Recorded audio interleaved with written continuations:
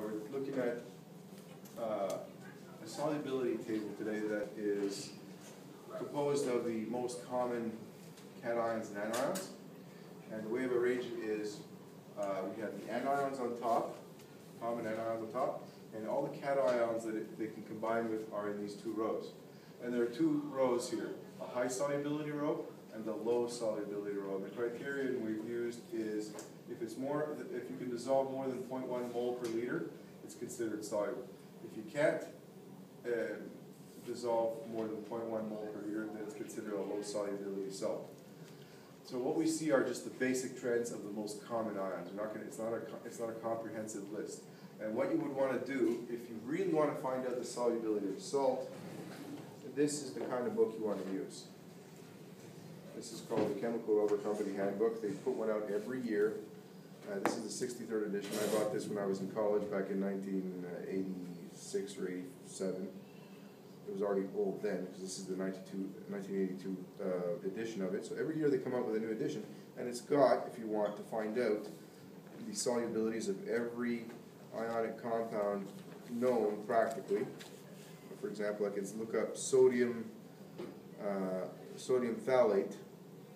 It'll give you the molecular weight, what kind of color powder it is, the consistency of the powder, its melting point, its boiling point if it has one, and its solubility, and which solvents it's soluble in. So obviously we're not going to memorize the solubility of every single compound that's in existence. We're going to memorize those some broad categories. So we see that halides are mostly soluble except for heavy metal salts. Sulfides are soluble with group 1, group 2, and ammonium cation, so +1 charged and +2 charged metals, and the ammonium cation are soluble with sulfide, but almost everything else is not. Hydroxides are also soluble with group 1 metals, ammonium, strontium, barium, thallium cations, excuse me, but almost everything else is insoluble. Almost all sulfates are soluble except for the heavy metal salts. Sulfites, carbonates, and phosphates are soluble when you have them combined with group 1 metals and ammonium. Most everything else is insoluble. And almost all nitrates and acetates are soluble, notable exception. Silver acetate is not soluble. Okay, so let's look at a couple examples to see how the table works that way. According to the table, silver chloride is not soluble. Let's see. It's a chloride, and we see that silver cations are low solubility, so you would say it's not soluble. So if you were to show silver chloride in an aqueous solution, the way you would portray that is to say AgCl, and then you write a little S next to it to show that it's not soluble. It forms a solid. Lead bromide, plumbous bromide, the lower charged lead, Pb+2. Bromides are in this row, but it's a heavy metal salt. Plumbous bromide is low solubility, so it's not soluble. You would draw this one as PbBr, again, solid. It's not soluble in aqueous solution. Potassium sulfide. Look in the sulfides row.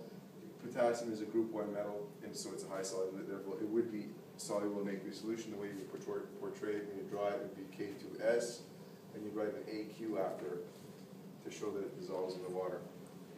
Calcium sulfate. Look in the sulfates row. Most sulfates are soluble, but calcium is an exception. So calcium sulfate is not soluble in water. You would portray it like this: CaSO4, solid. Now let's do a couple of examples where we use ionic equations. We're going to look to the second board. And number 1, it asks an aqueous solution of sodium iodide is mixed with an aqueous solution of plumbous nitrate. So the first thing you have to do is determine what the formula of the two substances that are reacting are.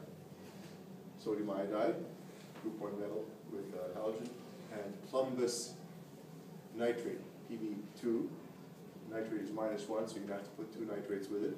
They're both aqueous because they're both solid. They're both soluble. When you mix them, you get a double displacement reaction. The reaction will give rise to plumbous iodide and sodium nitrate. This equation, where you show everything in the molecular form, is called the molecular equation. But when you dissolve something in water, it breaks, if it's soluble, it breaks up into ions. And this is what actually happens. You get all these ions forming in the water. So that's what we're showing here in the Ionic equation. The one thing that doesn't break up into ions is the insoluble salt. Plumbous iodide is insoluble. If you look up at the table here, you see that iodides of heavy metals like salt, like lead, are not soluble. So that's the one that we decide to put an S next to because it's not soluble. It forms a precipitate. And you notice that we put it in both the molecular equation, in the ionic equation, and in the net ionic equation. It always has the same form because it's the solid. In the net ionic equation, what you end up doing is canceling everything that appears on both sides. These are called spectators. They're not participating. Oops, this one is the wrong cancel. These are spectators. They're not participating in the reaction. So when you cancel them out, what you get is called the net ionic equation. So the plumbous ions are combined with iodide to form plumbous iodide. In the next question, an aqueous solution of sodium hydroxide is neutralized by hydrochloric acid, so a strong base with a strong acid. Here's the molecular equation: sodium hydroxide aqueous, hydrochloric acid aqueous, both of them are soluble in water. When you mix a strong acid with a strong base, you get water and a salt. So here's the molecular equation where I show everything together. Here's the ionic equation where I show everything dissociated except for the thing that is the product, in which case it's water. And in the net ionic equation, I cancel all the spectators, in which case we have sodium and chlorine doing the same thing on both sides of the equation. So we cancel them just like we do in the algebraic equation. And we get that hydroxide plus a proton forms water in an acid-base reaction. The third question, we have copper chloride solution mixed with potassium hydroxide. And in this particular one, we show the two things that are reacting: copper chloride, potassium hydroxide, strong base, and it results in cupric hydroxide and potassium chloride. When we looked on our chart to see if cupric hydroxide is listed, the chart didn't say anything about cupric hydroxide, so I looked it up on the CRC. That one we actually looked up in this book. We found out that cupric hydroxide is not soluble in water, and that's how I was able to decide to put an S here. That's the product that forms. Everything else stays dissociated in the water. Not undissociated, but dissociated, meaning it breaks apart and forms ions. So when we show that in the ionic equation, we show cupric ion, the chloride anion, potassium ion, hydroxide anion, and then you get the cupric hydroxide forming.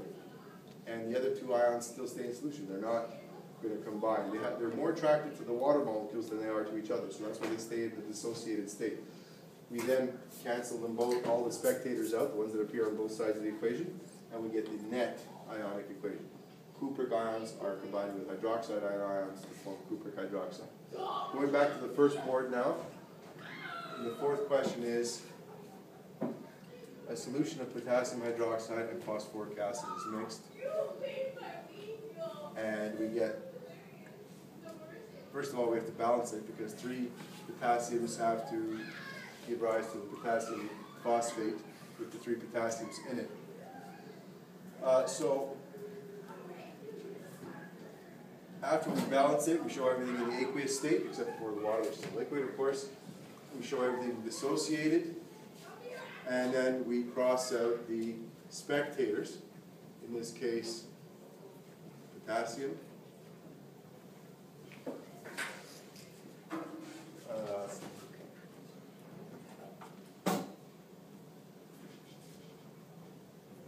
which appears on both sides, and the phosphate.